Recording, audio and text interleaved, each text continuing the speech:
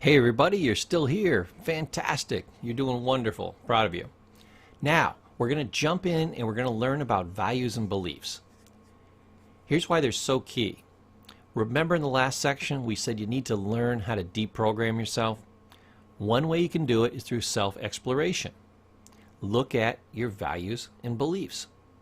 Your values and beliefs are going to determine 95% of the actions you take. Here's the question. Are they the right values and the right beliefs? You have to know. These are literally the driving forces in your life. They are driving your life. And it's like you're not even behind the wheel. Because remember, you were programmed and you didn't examine it. Now we got to go back through and re-examine it, look at it, judge it, see if it's the way we want to be, the values and beliefs that we want to hold, and then move forward. We'll keep the ones we like, and we'll get rid of the ones that we don't like. It's the only decent way to live, right? So, values and beliefs. Remember we said beliefs are a belief system? So because they're BS, they have to be rigorously examined. So, there's a lot of different areas. I just put down some key areas here that I just kind of picked at random, but there's thousands of them, but at least go through the primary ones. So what are your values? What are your beliefs around money? And everything sometimes is based on the alternative. So you want to have time to go out and get money, but you also want to have time with the next one, family. Well, I've got values and beliefs around family. I've got values and beliefs around money. If you ever want to see somebody in conflict, this is one of the major life conflicts. You'll see it in every individual. You'll see it in every TV drama and every movie. People trying to decide between family and money. Family and money. What do I do? What's the right balance? How should I do it? And guess what? They always feel like they're doing it what? Wrong. They're doing it wrong. And a lot of the people that feel they're doing it right, you're looking at them and saying, damn, he's doing that wrong. He's doing it wrong. He's going to get hurt. I can see this coming. So, look at money, family, honesty, hard work, trust, your honor, the nature of man. Are people good? Are they inherently good? Are they inherently bad? Is there just a boatload of gray? You know, what is it? Look at what you deserve. Sometimes you don't think that you deserve enough. Other times you think you deserve too much. They're both errors. Certain things you think you deserve, you don't, and certain things you think you don't deserve, you probably do. So there's a lot of errors around what you deserve. Politics are a major area of confusion. Why? Politics is designed around lying to you. I don't care if you're Republican, Democrat, Green Party, undecided. Everybody's lying to you. Here's how you can tell. Their lips are moving. May the best liar win. They're there to use tactics of manipulation. They have coaches teaching them all these psychological techniques. They hire crazy people like me with multiple degrees to figure out how you can lie to the American public. Therefore, people will sit there and they'll argue back and forth with their friends over their politics, and they have no idea what they're talking about. Probably both people, as you listen to them in the room, if you're wise enough to get through the lies, will realize that both of them are wrong. Now here's the third thing that's going on in the room. You're sitting across the room, you're listening to them, you're doing exactly what I said, you're seeing the flaws in both their arguments, and there's a third flawed person in the room you didn't account for. You've been lied to in politics. I've seen so many people get excited like about a candidate, and I said, do you know this candidate? Do you know who they are? Have you ever had even lunch with them, one conversation with them? No. Then where'd you get your information on this person? Newspapers, which get paid to lie to you, TV that gets paid to lie to you, magazines that get paid to lie to you, pundits that get paid to lie to you, and then the politicians themselves that get paid to lie to you. There's nobody that's getting paid to not lie to you. So politics is a weird area where our values and beliefs are virtually all pure BS. Why? Because we're not getting any accurate information from anybody. It's about the one thing we can be sure of. Religion is very, very similar. Virtually every religion says, I have the one true God. there's something in excess of 1,000 different religions. I guarantee you, if that's true, 999 of them are going to be very upset when they find out they don't have the one true God. And religion is based on old stories. Even the Bible, the Christian Bible, was written over hundreds and hundreds of years by multiple authors. They say it's the Word of God. No, it's not. It's the Word of man. It's all from memory.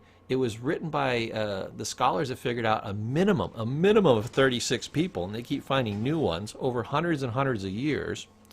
The Vatican is filled with stories that fill rows and rows of bookshelves that were in the Bible at one point and have been pulled out. So the Bible as you see it isn't even the Bible, but your religion is based on it. Then say you're like a die-hard religious person. If 100 people read the Bible, you'll get 100 interpretations. All 100 of them can't be right. So this is another area. I'm not saying religion is right, wrong, indifferent, anything. I'm not talking about politics is right or wrong or anything. I just want you to see the thinking can't possibly be right. My job here is to show you how deceptive your own thinking is and infer ways in which you cannot get deceived. Like the next one, fairness. If you think politics and religion is controversial, try fairness. What is fair? Most people don't even know what fair is.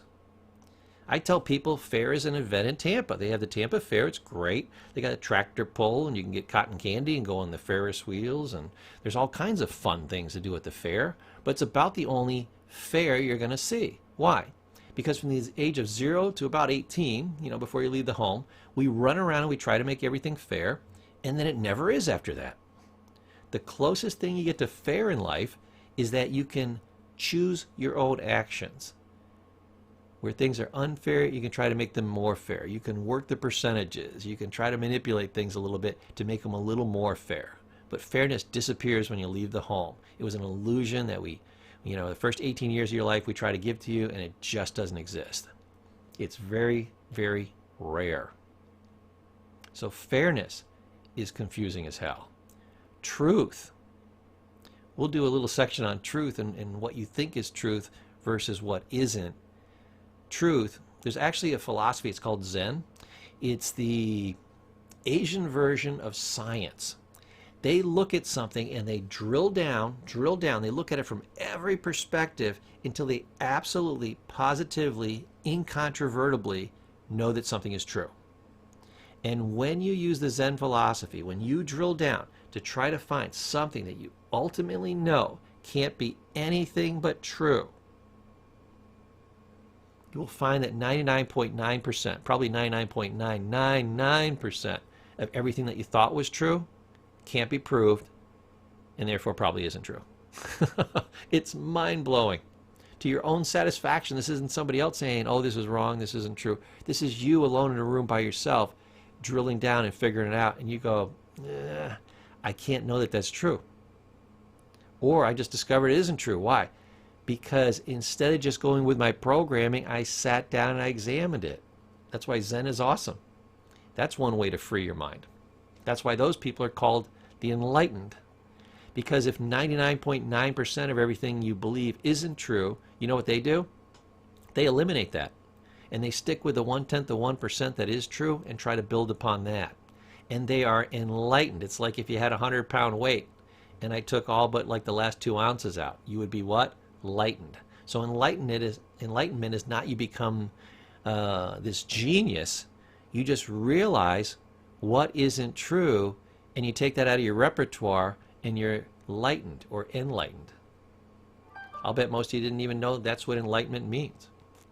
People think it means learning or knowledge. No, most of it's getting rid of old, negative, and incorrect knowledge. Respect. That's an interesting concept. That's something you need to take a look at. How much do you need? Who should give it? There's a lot of confusion around respect. But let's drive on.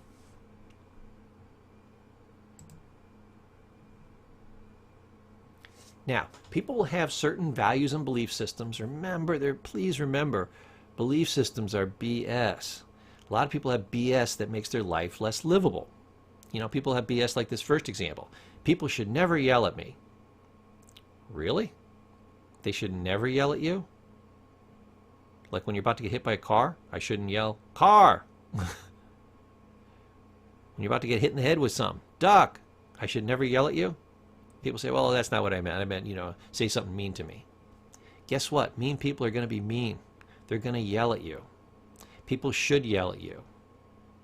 Every mean person should yell at you. Every nice person probably shouldn't. And guess what? They probably won't. Unless you really piss them off. Should is a bad word. People are going to do what they do. The only freedom we have in life is I get to do what I want to do. You get to do what you want to do. And sometimes that isn't even true. But people are never going to follow your belief systems. They are your BS, and I don't follow your BS, and you don't follow my BS. Therefore, our BS is very often going to come into conflict. This is why the divorce rate's so high. This is why people argue. You know, people say this is why we go to war. I don't know if that's true, but hey, you could make a good argument for it, right? Here's another belief. If you do good things will happen to you. Who the hell told you that, and why'd you believe them? That's the most ridiculous thing I ever heard. Sometimes, if you do good things will happen to you. Sometimes you do good things and horrible things happen to you. You don't know. It's BS. Next one. If you work hard, you'll get ahead. That's a tendency, but not a truism. It's not always true. Good things come to those who wait. No, most good things come to people who hustle while other people wait. Some belief systems are actually true, but they're only true in certain circumstances. There's sometimes where you should be patient. There's other times where you should be impatient. There's sometimes where you should be tolerant. There's sometimes where you should be intolerant. There's sometimes where you should really hustle and take massive action. And there's other times when the absolute perfect thing to do is nothing. And that blows people's minds. Look at this next one. A penny saved is a penny earned. A lot of beliefs are in conflict. Penny saved is a penny earned. But you got to spend money to make money. Well, which one is it? They're in conflict. Much of what we believe is in conflict. You might believe both. So sometimes it's simply a process. You say, well, you know, Mr. Paul, Professor Paul, it's all about, you know, well, this is meant like this, and this is meant like this, and this is just for this circumstances, and this is in this time, and this is for this certain case, you know, or situation, and this is for a different one, and that's how it works. But I'll tell you, if you look at them, a lot of times they're in conflict in the exact same situations. Now, we talked a little bit about the Zen, so I want to teach you an interesting piece of psychology. Remember we said that your thoughts create your feelings, create your actions. So here's an old Zen philosophy, old Buddhist philosophy. Goes back to Buddha, I think around 630 BC. So 630 years before Christ, we're talking 3,000 years ago plus. 2,600 years plus. Wow, that's a long time ago. But he came up with cognitive behavioral psychology, which is your thought creates your feelings, creates your actions. Now that became cognitive behavioral therapy and later REBT around 1954. We finally figured it out about 50, 60 years ago. Buddha had it nailed down 2,500 years ago, and I'm sure many people thought of it before that. But here's the Zen belief. Here's the Buddhist belief. We are what we think. All that we are arises with our thoughts. With our thoughts, we make our world. Now let me break this down kind of psychologically, scientifically. We are what we think. The thought creates the feelings. All that we are arises with our thoughts. That is the feelings. And all your thoughts, your collection of thoughts, your history, that's you. So that's the middle section. With our thoughts, we make our world. The thought creates the feeling, which is part of your emotional world. And then your external world, the thought creates the feeling, creates the action, which what? Creates your external world. See how he nailed it all down? In 3 sentences, almost the entirety of psychology, reality, in your life. These are like words of wisdom that you can look through over time, and over time, over years, you'll look at these and you'll see new ways of looking at it. That's how cool this is. Save this, tack this up on your wall, print this out. Now, one last concept about values and beliefs, and a little bit about yourself, well, a lot about yourself. Everything I am experiencing reflects myself. They say, be the change you want to see in the world. Why? Because that's a good role model thing to do. But also, as you change, people will change in response to you. So, everything you experience reflects myself. What does that mean? It means 2 things. 1, what I'm experiencing is based on my mental filters, my way of looking at the world. You know, almost like people say, oh, you're looking through rose-colored glasses. Because of that rose filter, everything looks what? Rosy. It isn't rosy, but you will experience it that way. Why? It's a reflection of yourself. If you have a rosy outlook and you look out on the world, my mom was like this. She always thought everything was wonderful.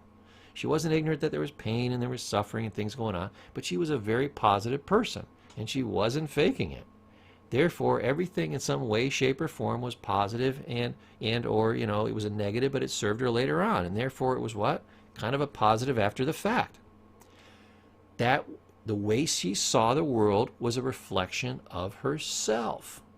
Literally the way she saw people, situations, the way she assessed things, the way she felt things. Everything in her world was a reflection of her. You are the same way. You can see this in really negative or pessimistic people. They're like, oh my God, it's all doom and gloom, and oh yeah, and look at this, and you know, they're scanning the environment and finding all these negative things, and they're telling you about it, and blah, blah, blah, blah, blah. And everything is negative. Why? It's not what's out there in the world so much as how you look at it. How do you look at it? Based on who you are. So your view of the world is not based on the world as it is. It's your view of it based on who you are. If you want to change the way you see the world, you have to change yourself internally. Then the world will change. Never go out in the world and try to change it. It's fine the way it is. You change you, and then everything will change for you. That's my final tip for you today, and I'll see you in the next section.